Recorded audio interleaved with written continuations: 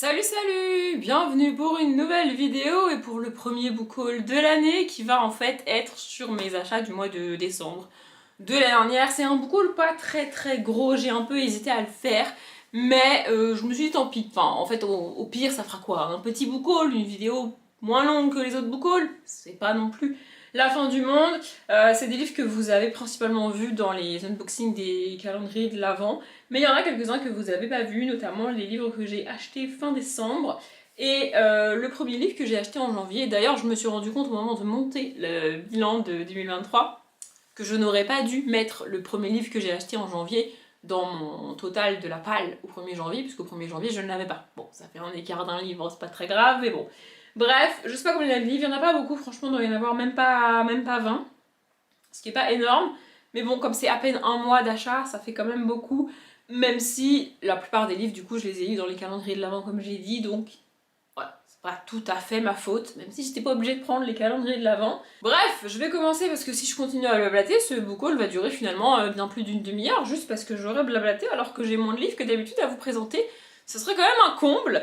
Bref, donc le premier livre, eh bien c'est le premier livre que j'ai eu dans le calendrier de l'Avent, Once Upon a Book, et donc c'est Un cas de Vincent Portugal, nom de famille qui fait beaucoup rire mes potes, mais bon écoutez, bref, c'est la vie, l'auteur n'y est pour rien, et moi non plus. Je connais pas du tout ce bouquin, d'ailleurs la plupart des livres que j'ai eus, je ne les connais pas, si ce n'est tous les livres que j'ai eus, non, il y en a un que je connais quand même, mais c'est le cas chaque année, je connais très peu les livres que j'ai à chaque fois, voilà.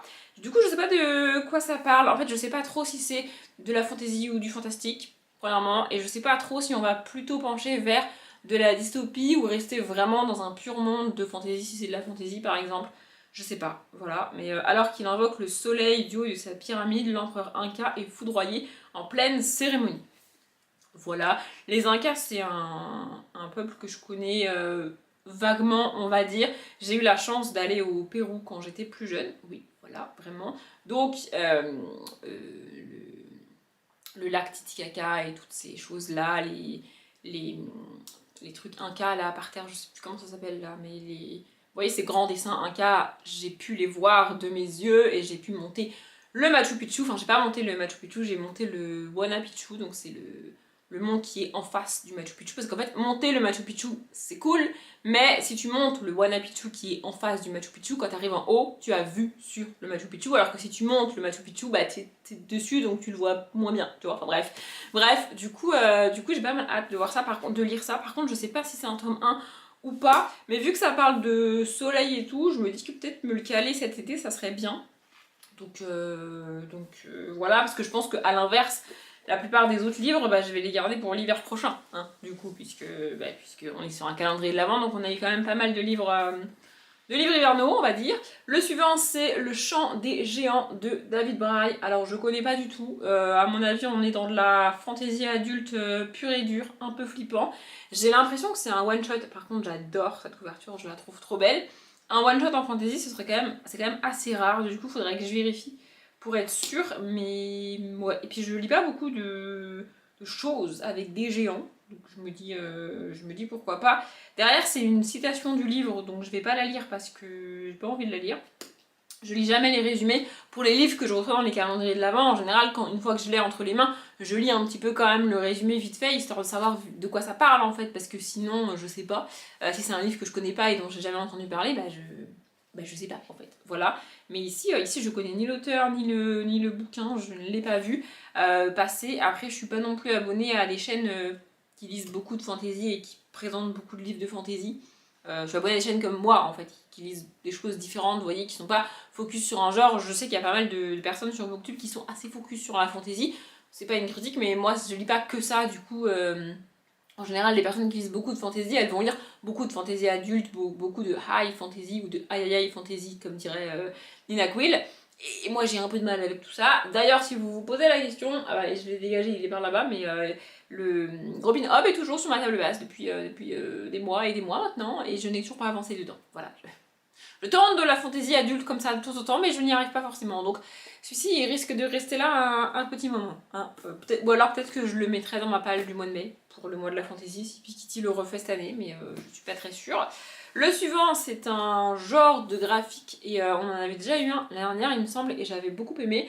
Donc c'est le fabricant de jouets de Eva H, c'est la même autrice d'ailleurs. Et en fait c'est un livre d'enquête, c'est un escape game, enfin c'est comme un escape book, pardon. C'est marqué ici. En gros, tu lis ce qui a marqué et tu fais toi-même l'enquête en même temps. Tu as des énigmes à résoudre pour passer d'une page à l'autre. C'est un peu un genre de livre dont vous êtes le héros, avec en plus des énigmes à résoudre, ce qui est aussi le cas dans les livres dont vous êtes le héros. Enfin, c'est à peu près la même chose. Voilà, et je l'avais déjà montré, mais c'est comme le calendrier de l'Avent de Sophie Jomain, il me semble, c'était de la dernière. Du coup là, vous voyez, les pages elles sont accrochées et donc il faut les détacher à chaque fois. Le seul truc que j'avais reproché à l'autre livre que j'ai lu, qui était un titre en rapport avec la neige, c'est qu'en fait t'as pas vraiment besoin de te prendre la tête à résoudre les énigmes pour passer à la suite. On te donne quand même plus ou moins la réponse pour éviter que tu sois bloqué. C'est cool parce que du coup, si t'es bloqué à un moment donné, bah, tu peux avancer, mais en même temps c'est pas très cool parce que le but c'est de résoudre les énigmes, donc je vois pas trop l'intérêt de prendre la peine de faire ce genre de bouquin si tu veux pas résoudre les énigmes, tu vois. Du coup, si à chaque fois on te donne la réponse, bah c'est pas... Bref. Mais j'avais bien aimé le premier, donc je pense que je le ferai sans trop de problèmes. Ensuite, toujours dans le calendrier de l'Avent Once Upon a Book, on a eu Les Trônes Trahis de Nesrine Amari. Et alors celui-ci, il m'intrigue beaucoup, mais il me fait aussi extrêmement peur. Déjà, il est très très gros, je sais pas combien de pages il fait, mais vraiment, il est absolument énormissime. Combien de pages fait-il 400, il fait quasiment 500 pages. Voilà, rien que ça. Je sais pas si c'est un tome 1, j'aurais tendance à dire que oui. Et en fait, ça me fait peur parce qu'a priori, on est sur un tome 1 d'une saga young adulte, ou alors même si c'est un one shot, ça reste du young adulte, fantasy fantastique, peut-être romantasy, je ne sais pas. Et je suis de plus en plus exigeante avec ce genre de bouquin, je m'en rends compte, et donc j'arrive de moins en moins à lire ce genre de bouquin et à terminer ce genre de bouquin. Et alors les sagas, c'est même pas la peine, c'est une catastrophe, vraiment c'est une catastrophe. Mais voilà, apparemment on parle de princesse. Je suis la princesse Phobie Alcyone, unique espoir de mon royaume. À Cydia, la magie s'affaiblit depuis le régicide de mes parents, le peuple crie sa famine et sa colère. C'est en gros la première phrase du résumé et je ne vais pas en lire plus. Voilà, faudrait que je voie si c'est vraiment de la fantasy ou de la romantasy ou si c'est plutôt du fantastique. Mais ouais, mais vraiment ce qui me fait peur c'est l'épaisseur du bouquin, le truc est énorme. Alors après ça ne veut pas dire grand chose pour moi, hein. C'est-à-dire que le truc a beau faire 500 pages, si au bout de 50 pages ça me gonfle, ça m'aura pas pris énormément de temps de le lire, tu vois. Mais j'ai un peu de mal. Et puis je l'ai pas vu beaucoup passer celui-là. En fait c'est assez drôle parce que moi je l'ai eu dans le calendrier de l'Avent et je l'ai vu ensuite chez les booktubeuses qui sont en partenariat avec des maisons d'édition le recevoir en service presse. Du coup c'est vraiment un livre très très récent. Je sais pas si j'attends de voir les gens le lire pour me faire un petit avis avant de le tenter, au risque que du coup ce qu'elles en disent me démotive à le lire, ou si je le tente avant de voir trop d'avis. Par contre, je suis en train de voir que les chapitres sont très très courts, et ça c'est très très cool. Voilà, là je viens de voir un chapitre plutôt long par rapport à ceux que j'ai fait défiler avant, le chapitre fait 7 pages. Voilà, pour vous donner un ordre d'idée. Voilà, celui d'avant en fait 5, 4... Celui d'avant fait 6, 2, 4. Ouais, c'est ça, ils font entre 4 et 8 pages, je dirais. Ce qui est cool parce que j'aime pas les chapitres trop longs, vraiment. Mais vraiment, il est très très gros, il me fait très très peur. Je l'aurais probablement jamais acheté si je l'avais pas reçu, donc je suis contente de l'avoir eu. Maintenant, il me reste plus qu'à le sortir de ma palle. Alors, j'avoue que je ne sais pas quand est-ce que je vais le lire, comme je viens de le dire. Le suivant, je pense pas que je vais le garder, je pense que je vais au moins le feuilleter, histoire de, mais je pense que je vais le donner à une de mes potes qui est un petit peu à fond là-dedans, je dois bien avouer. Moi, ça me parle pas des masses, ça s'appelle Rituel de déesses, invoquez le pouvoir des déesses antiques et mettez en pratique leur rituel de Ronnie J. Voilà, c'est pas un truc auquel je crois, je l'ai déjà dit plusieurs fois, je ne crois globalement en rien, je ne crois en aucune religion, aucun dieu, aucune déesse. J'ai fait du catéchisme quand j'étais petite, j'ai été instruite à la religion chrétienne parce que c'est celle de ma famille, mais je ne crois en rien globalement en fait, donc tout ce qui est rituel de déesse pour invoquer des déesses ou je sais pas quoi, ça m'intéresse pas, mais il me semble que j'avais vu que en gros on a, voilà, on a, bah là c'est la déesse Hera par exemple, on a une page sur, je suppose, qui est-elle et qu'est-ce qu'elle fait et c'est la déesse de quoi, et puis ensuite on a 2 pages pour faire des rituels et invoquer cette déesse en particulier, donc là en l'occurrence Hera, déesse du mariage il me semble, voilà, déesse grecque du mariage et de l'enfantement. Après je connais pas mal, c'est assez bien les déesses grecques principalement, je dois bien avouer. Mais oui, je sais pas, on a Gaïa évidemment, puis on a d'autres que je connais pas, hein, genre Erzuli, je connais pas Erzuli, genre par exemple, voilà, déesse vaudou, bah voilà, c'est pour ça que je la connais pas, déesse vaudou de l'amour et de la beauté vénérée en Haïti. Voilà, je pense que je lirai principalement ces pages-là de présentation des déesses à chaque fois, pour ce qui est de la partie des rituels, voilà, pour un avenir radieux, pour profiter du voyage, en fait, j'y crois pas, donc ça sert pas à grand chose que je les lise ou même que je les tente, franchement, je n'y crois pas, mais je pense que je lirai au moins les pages sur les présentations des déesses comme je l'ai dit, et puis après je verrai si une de mes potes le veut en fait, et s'en servirait réellement comme t'es censé t'en servir, parce que bah, du coup moi je ne le ferai pas en fait. Donc voilà, je savais même pas que ce livre existait sans trop de surprise, puisque je ne me renseigne pas sur ce genre de sujet. Toujours dans le calendrier de l'Avent, Once Upon a Book, oui en fait au mois de décembre j'achète très peu de livres parce que j'en reçois déjà beaucoup tous les jours quasiment quand j'ouvre mon calendrier de l'Avent, et je sais qu'à Noël j'en ai aussi. D'ailleurs là j'ai eu 3 livres à Noël, c'est les 3 tomes de la collection Harry Potter au cinéma de Jodie Revenson, donc les tomes 8, 9 et 10. Je vous les montre pas parce que vous les avez vus il y a pas longtemps dans le vlog du week-end à 1000, et j'en reparlerai dans pas très longtemps normalement en update graphique, donc voilà, je vais pas les remontrer ici. Mais oui, en décembre j'achète très peu de livres, ce qui fait que le book haul, bah, c'est comme je l'ai dit principalement ce que j'ai eu dans le calendrier de l'Avent. Donc le suivant c'est mon calendrier de l'amour de Emma Berthet, et bizarrement, on est sur une romance de Noël, mais bizarrement le résumé me tente assez bien. Je dois bien avouer, alors je vais le garder pour le Cold Winter de l'année prochaine. Très souvent, ça reste à voir si l'héroïne va m'agacer ou pas. C'est principalement le problème avec les romances de Noël pour moi, parce que ça commence par le résumé dit Allison est fan de Noël. Voilà, donc elle risque de me taper sur le système avec sa fanitude de Noël, vous voyez, mais au premier abord, j'ai quand même envie de le tenter et de voir ce que ça donne. Voilà, donc je vais le tenter et voir ce que ça donne. Ce que je reproche aussi principalement aux romances de Noël, c'est que ce sont des comédies romantiques et pas des romances. Dans une comédie romantique, on suit une héroïne dont la relation amoureuse est présente dans l'histoire, mais pas que. En fait, ça fait un peu comme du contemporain, avec une romance qui prend beaucoup de place dans l'histoire, c'est vrai, mais à mon sens, c'est pas vraiment de la romance. Dans une romance, on suit la constitution du couple, de la rencontre à leur vie de couple, et surtout, l'histoire ne s'arrête pas comme un conte de fées au moment où ils se mettent ensemble, ils découvrent heureux, et blablabla. Vous voyez, pour moi, la romance, elle continue après cette étape-là. Se mettre ensemble, c'est pas le but de l'histoire de la romance en tout cas, et dans les comédies romantiques de Noël en général, bah on a ça, tu vois, on a une héroïne qui blablabla, elle te raconte sa petite vie, son métier, sa famille, machin, bidule, et l'homme ou la femme qu'elle va rencontrer. J'ai jamais eu de romance de Noël FF, enfin bref, pourquoi pas, et l'histoire se termine quand ils se mettent ensemble. Vous voyez, c'est pas ce que j'aime en romance, mais celui-là, j'ai quand même envie de le tenter, donc je le tenterai l'année prochaine, probablement au mois de décembre, enfin au mois de décembre cette année du coup. Bref, voilà. Le deuxième que j'ai pris en main là et que j'ai reçu aussi dans le calendrier de l'Avent, c'est Petit meurtre à Endgame de Alexandra Benedict. On est a priori, je dirais, sur un cozy fantasy, pas du tout, un cozy mystery. C'est ça le mot. Derrière, c'est pareil, j'ai l'impression qu'on a une citation du livre et pas un résumé. Mais en gros, on a Lily qui va recevoir une lettre. Depuis 20 ans que la mort de sa mère la hante, voilà l'occasion d'en connaître l'assassin. Donc voilà, c'est une lettre qui lui demande de revenir à Noël pour a priori enquêter sur la mort de sa mère survenue du coup 20 ans plus tôt. Direction Endgame, ses cousins Cupid, son labyrinthe d'indices et son Cluedo de Noël, plus vrai que nature.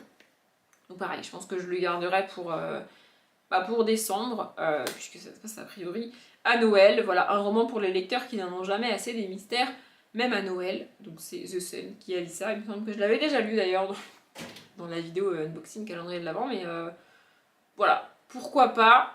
Après en fait, ce qui me dérange principalement avec les livres qui mettent en scène Noël, c'est le côté tout est fun, tout est cool, tout est beau, tout est merveilleux, tout se passe bien, tout va bien, tous les gens sont gentils, tout le monde est mignon, tout le monde il est parfait. Ça me saoule ce genre de truc dans les romans de Noël, parce que c'est pas parce que c'est Noël que tout le monde il est bien, tout le monde il est mignon, tout le monde il est gentil. Je l'ai dit dans une vidéo que j'ai tournée moi il y a pas longtemps, je sais pas vous quand est-ce que vous l'aurez eu par rapport à ce book haul, mais ouais ça me gonfle de mettre derrière Noël tous ces bons sentiments merveilleux et fantastiques parce que c'est Noël. C'est un truc qui me tape sur le système. Dans un Cozy Mystery, si on a ça, ça va me gonfler. Vous voyez, mais je le tenterai quand même. Ensuite, à peu près mi-décembre, on sort du calendrier de l'Avent. Vous allez voir, à peu près mi-décembre, j'ai été boire un verre avec une de mes potes que je vois assez rarement. Pour vous donner un ordre d'idée, là on s'est vu au mois de décembre, la dernière fois qu'on s'était vu c'était au mois de juillet. Voilà. On se voit à peu près tous les 6 mois, c'est un rythme comme un autre, écoutez, bref. Et elle était dégoûtée parce que, avec son petit cerveau qui n'a pas de mémoire, elle avait oublié de m'apporter mon cadeau. En fait, elle m'avait fait d'après ce qu'elle m'a dit, elle m'a fait une espèce de box, une espèce de colis pour mon anniversaire étant fin août, pour vous resituer. Sauf qu'elle l'a oublié. D'ailleurs, elle m'a demandé mon adresse pour me l'envoyer, et à ce jour, on s'est vu mi-décembre, donc là, je tourne cette vidéo, on est quasiment mi-janvier, je n'ai toujours pas de nouvelles du colis envoyé. Bref, écoutez, c'est pas très grave. Et donc, en gros, elle a été vite, juste avant qu'on se voit à Cultura, pour m'acheter un livre, pour avoir un truc à m'offrir pour mon anniversaire, mi-décembre. Bref, elle est très mignonne, vraiment, elle est très chou. Et alors, elle est tombée pile poil, parce qu'elle est tombée sur un livre que j'avais vu passer et que j'hésitais à m'acheter. Donc j'étais trop contente qu'elle me l'ait offert. C'est Les œuvres du mal de Sonia Lou. Donc c'est les enquêtes dont vous êtes le héros. J'ai découvert Sonia Lou là, il n'y a pas très longtemps. Depuis pas mal de temps maintenant, je suis des chaînes je vais le dire en français, de true crime, ouais, flemme. Et j'ai découvert Sonia Lou il y a pas longtemps. Alors elle fait ça depuis très longtemps, mais moi je la connaissais pas. J'en ai entendu parler sur plusieurs chaînes booktube que je suis, dont celle de Margot Liseuse, il me semble. Et du coup, j'ai fini par aller voir ce qu'elle faisait et par suivre ses vidéos. Et ensuite, j'ai vu passer ce livre. Apparemment, c'est le deuxième, ou peut-être même le troisième qu'elle fait, je sais plus. Et j'hésitais à le prendre parce que je suis pas très fan des livres dont vous êtes le héros. Et autant j'aime bien voir en vidéo des histoires de meurtres, d'enlèvements, de trucs comme ça qui sont réellement passés, autant en livre, c'est pas ce que j'aime lire. J'aime pas lire des histoires vraies. C'est comme ça. Donc je savais pas trop si je le prenais, si je le prenais pas. Mais apparemment, on n'est pas sur une histoire vraie. Enfin, je crois pas, en tout cas. En tout cas, j'hésitais à l'acheter. En fait, j'étais en mode, faudrait que je me renseigne pour savoir de quoi exactement il parle le bouquin pour l'acheter ou pas. Et elle me l'a offert. Donc, comme ça c'est fait. J'ai imaginé cette histoire rocambolesque avec l'envie qu'elle vous fasse revivre des émotions et que l'on oublie parfois en grandissant, comme l'enthousiasme, la spontanéité et l'innocence avec lesquels on se lance dans les aventures imaginaires durant l'enfance. Donc a priori on est sur une histoire imaginée et c'est plutôt cool. Voilà, du coup c'est un livre à lire pas forcément dans l'ordre, avec peut-être des enquêtes, peut-être des énigmes, peut-être des devinettes, je sais pas trop, mais je suis contente. Et puis alors je trouve l'objet livre vraiment très beau, il y a une espèce de bleu-gris, c'est magnifique, les écritures sont en violette comme vous pouvez voir, et du coup il y a plein de dorures, et le jaspage est violet. Franchement le livre est magnifique, et voilà, j'étais vraiment très contente qu'elle me l'offre, donc je sais pas quand est-ce que je le lirai, mais au moins je l'ai. On en a bientôt fini avec les calendriers de l'Avent. Le suivant, c'est un livre que j'ai eu dans le calendrier de l'Avent que m'a fait une de mes potes qui a largement enfreint ma propre règle, qui est de ne pas mettre de livres dans mon calendrier de l'Avent. Mais elle s'en fout, voilà, elle a décidé de mettre des livres dans mon calendrier de l'Avent. J'en ai eu deux, dont un graphique que j'ai lu sur le week-end d'Amil, donc je ne vous le remontre pas ici. Et le deuxième, c'est celui-ci, donc c'est 130 énigmes dignes de Sherlock Holmes. J'adore les énigmes.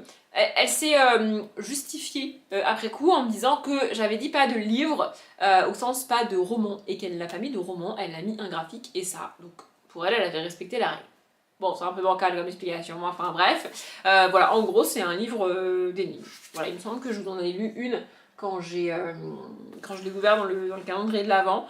Pareil, je sais pas quand est-ce que je le ferai, ça prend du temps de faire ce genre de livres.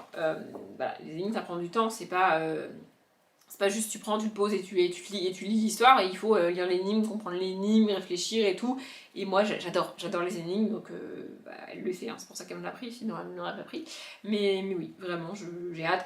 Alors après, à force d'en faire, il y a des énigmes que je connais, il y a des énigmes qui sont dans différentes versions et tout, mais j'arrive toujours à en découvrir des nouvelles, donc c'est cool. Et le pire, c'est quand je sais que j'ai déjà fait l'énigme, mais que je ne me rappelle pas de la réponse, et du coup je suis obligée de la refaire. Voilà. Mais j'adore les énigmes, donc il existe plein de bouquins comme ça, si vous vous intéressez à ça. Franchement, il y en a des centaines, des milliers même. Moi j'adore, donc je le ferai dans le courant de l'année probablement. Et le livre du 24 dans le calendrier Once Upon a Book, c'était La Belle et les Bêtes de Soman chez Mani. Voilà, alors moi j'ai retiré la jaquette déjà parce que je le trouve très très beau sans jaquette. Voilà. Et ensuite parce que j'aime pas les jaquettes. Mais je viens d'aller chercher dans ma chambre la jaquette que j'ai gardée pour vous la montrer. Voilà, donc elle ressemble à... Ça c'est le livre avec jaquette, mais moi j'aime pas les jaquettes. Pardon, on a été interrompu, je disais, moi j'aime pas les jaquettes, ça bouge quand tu lis, ça se déchire, c'est l'enfer, vraiment c'est pas pratique, je trouve ça pas pratique, et même, bah vous me direz, t'es pas obligé de garder la jaquette quand tu lis, mais tu peux la remettre après, non, je n'aime pas, en fait j'adore les hardbacks comme ça, sans jaquette, tout nu, tout vide, tout mignon, et j'adore du coup quand les maisons d'édition prennent la peine, entre guillemets, de nous faire un hardback pas tout vide, tu vois. Donc voilà, et puis ça, dans la bibliothèque, c'est quand même très très beau, et c'est quand même, je trouve, beaucoup plus beau que ça, tu vois.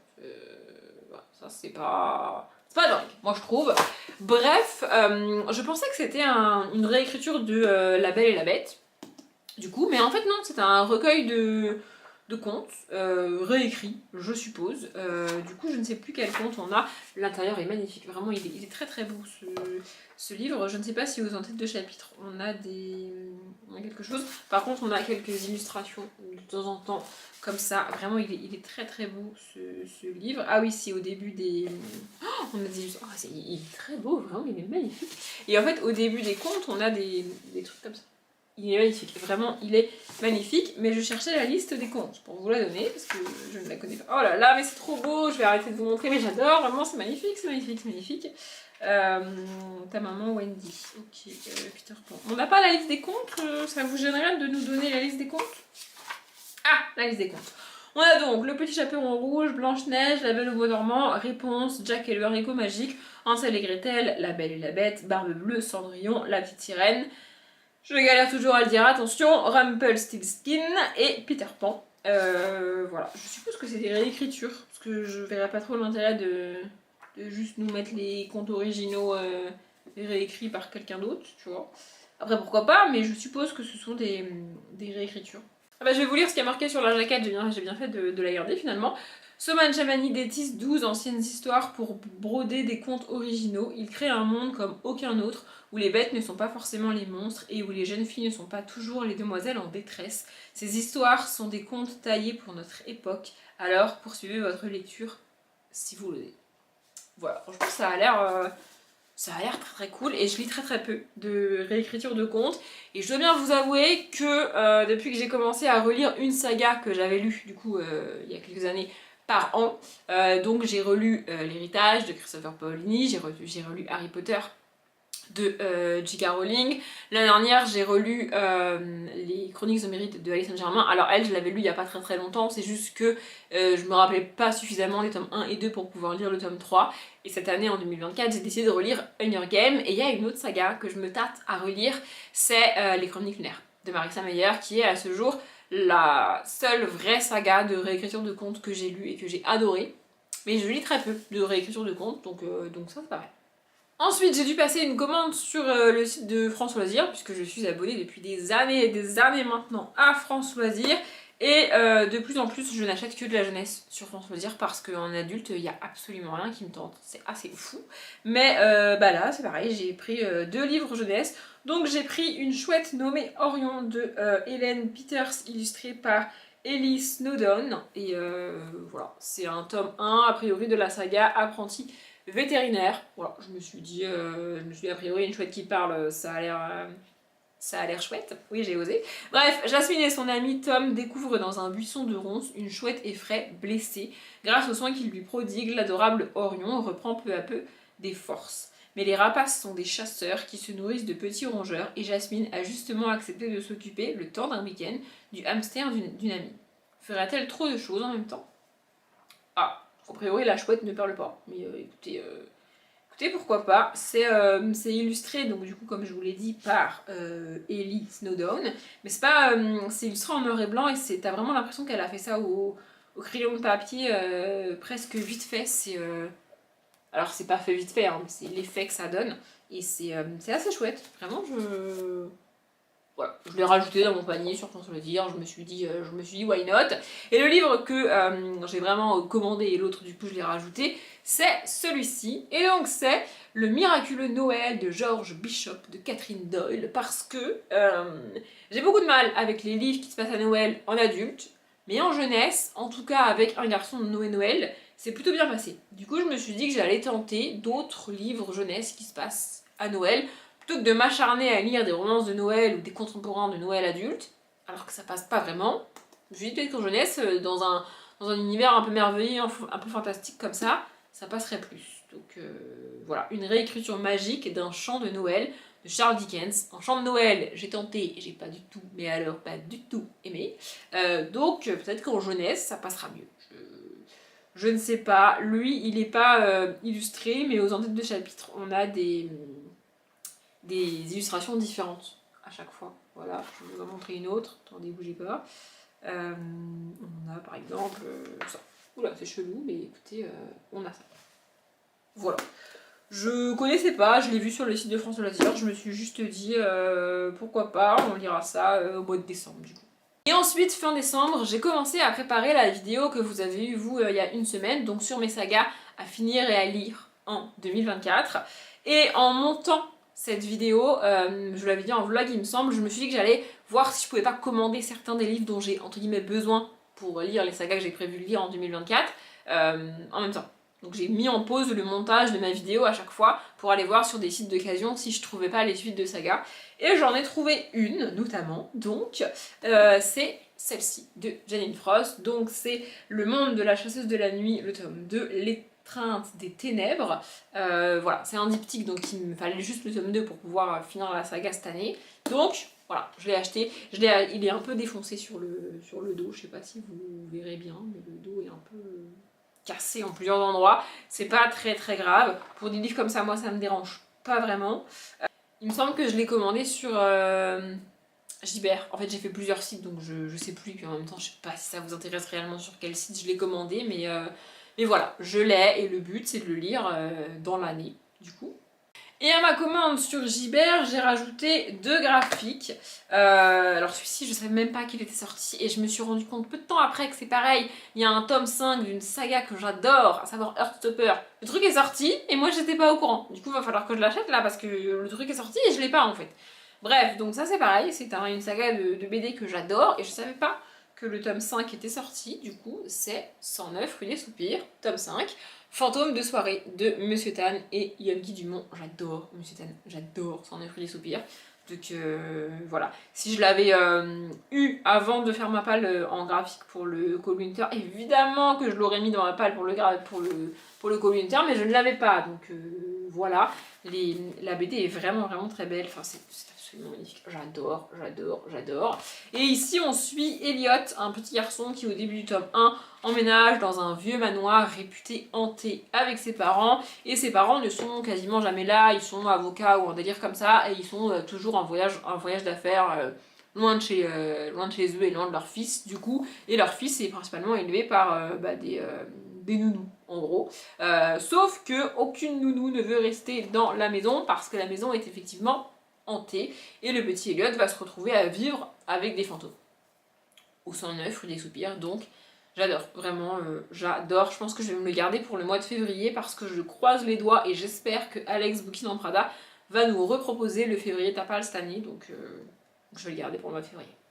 Et en cherchant des BD de Monsieur Tan, j'ai trouvé celle-ci, donc Petite fille cruelle de Monsieur Tan et Caroline U ou UE, je ne sais pas trop. Voilà, donc c'est le tome 1, a priori. Je sais pas trop ce que ça va donner, mais j'aime beaucoup Monsieur Tan, donc je me dis qu'il n'y a pas trop de raison pour que ça ne le fasse pas. En gros, c'est pas vraiment une histoire, c'est des espèces de portraits de petites filles cruelles. Je pense pas que ce soit un tome 1, du coup, voilà. Là, on a Zazie, c'est bien, comme ça je vais avoir une chanson de Zazie dans la tête toute la journée. J'ai bien fait de choisir cette page. Je vais pas vous lire la page en entier, mais voilà, on a Ursula, Clarisse, Camilla, voilà. Voilà, les illustrations sont vraiment, vraiment très belles, et pareil, je pense que je le lirai au mois de février, du coup. Et enfin, pour clôturer ce merveilleux book haul, j'ai enfin, entre les mains un livre que j'attends, que je veux et que je cherche depuis des mois et des années même. Je l'ai acheté sur Rakuten, il me semble, je l'ai acheté en particulier. Vraiment, j'avais extrêmement peur de l'état dans lequel le truc arriverait. Et franchement, franchement il est en super état, je suis trop contente. C'est Famous Love, le tome 3, Will de Rachel Van Dicken. Le dos n'est même pas cassé, le truc est vraiment en super état. Il n'est pas taché, il n'est pas... on dirait qu'il est neuf, vraiment, il est magnifique. Je suis trop contente de l'avoir enfin. Ça fait des années que je cherche ce tome 3. Donc des années, j'exagère peut-être un peu, mais ça fait vraiment très longtemps que je cherche ce tome 3. Et alors le trouver dans cet état-là, c'était vraiment inespéré. En plus, le vert est vraiment beau. Oui, vu que je range mes livres par couleur, je fais très attention aux couleurs des dos. Alors évidemment, j'ai pas le choix, c'est une maison d'édition qui choisissent, mais j'adore ce vert, il est trop beau. Vraiment, je suis trop contente. Je vais le lire cette année, c'est sûr et certain. Je sais pas si je le garderai réellement pour le mois d'août, ou si je vais le lire avant, parce qu'au mois d'août, je lis de la romance, quoi qu'il arrive, chaque année. Donc peut-être que je le garderai pour le mois d'août, ou alors peut-être que je craquerai et que je le lirai avant, genre en mars, peut-être. Je ne sais pas, mais vraiment, je suis trop contente de l'avoir trouvé. Vraiment, c'est mon premier achat de 2024 et à ce jour, du coup, c'est le seul achat que j'ai fait cette année.